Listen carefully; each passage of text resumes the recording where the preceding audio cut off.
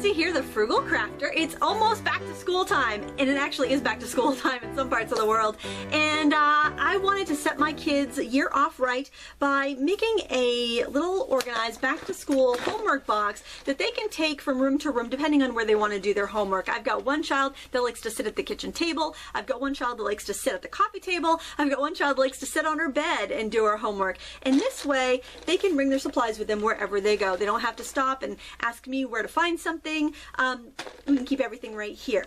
So I'm using one of the bin boxes from our sponsor Paper Mart. You can find them online at www.papermart.com. It was the perfect size, and it's small and easy enough to store on a shelf when it's not in use, and that was super important to me. It needed to be easy to use, easy to make, and easy to store.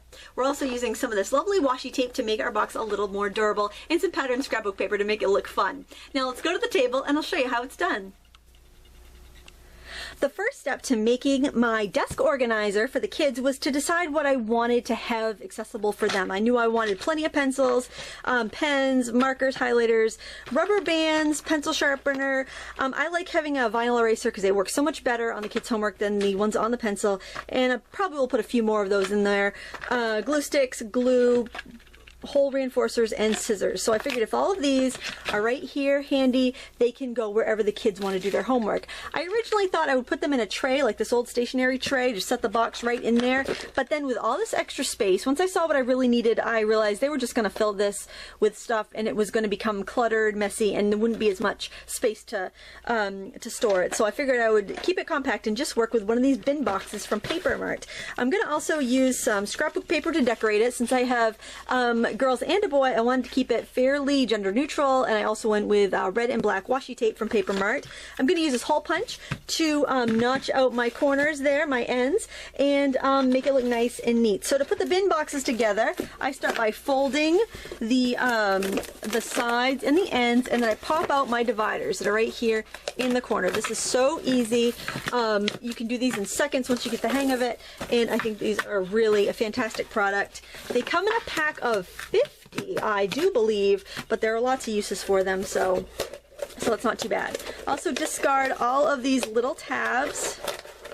Those can be thrown right away, and on the sides as well. Okay, I like to pre-fold everything to make it easier to assemble later. Now I want to go ahead and put my paper down before I fold up the box, so I just have to make sure that I have it going the right way, because this center here will be the bottom, so I need to make sure that everything's going to be right side up. Of course, the dots don't matter too much. Now on the dot end, what I'm going to do is trace underneath. So first let me adhere these sides down, and then I will tend to the other part. Just lining it up with that score line there, so that it won't get bent. Kind of lining up at the bottom. There we go.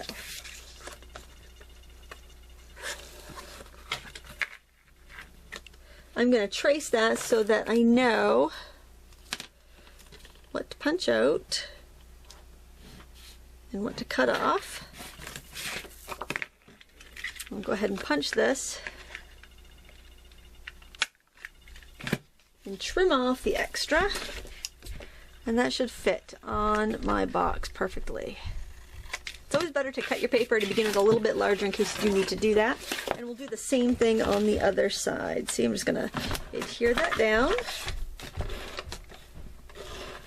And we will do the edges in washi tape just so that it doesn't fray the paper or anything. So you want to do that on the other end as well. Okay, so now we're going to fold in our edges. Because we've pre-folded them, it's pretty easy.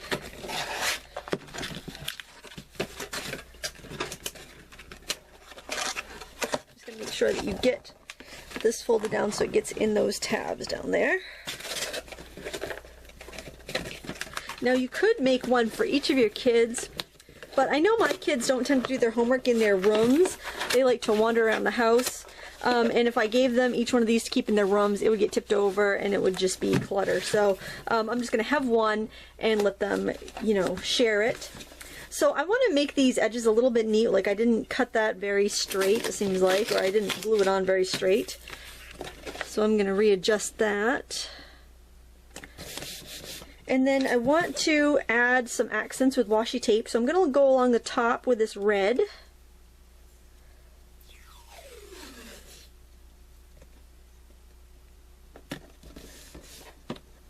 You can tear it or rip it. I'm just going to fold that over. It's alright with here, I'll still be able to get those sides in. The same on the other. I'm going to do some black on the edges here, because I think that's an area that will show wear and tear pretty easily. You can snip it if you don't want a rough edge. It's tricky to go around the notches. Washi tape is such a versatile product. Do another little piece right there in the middle. I like that you can tear it.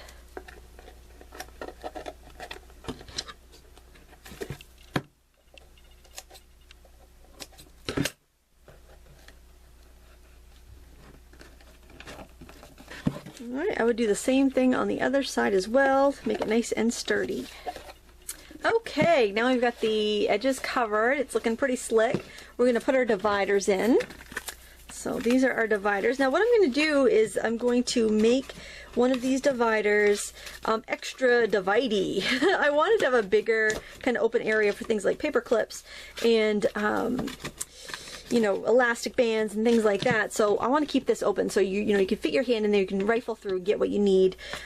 So what I'm going to do is actually take the divider that I would have put here, and I'm going to make a smaller divider for in here. So to do that, I'm taking this piece and I'm just kind of making a mark with my thumbnail where the width is, and I am just going to bend that. See, it bends nice and flat because the corrugation goes that way. And I'm going to bend this tab in, and I'm just going to set this in here, and tension should hold this where I want it to go.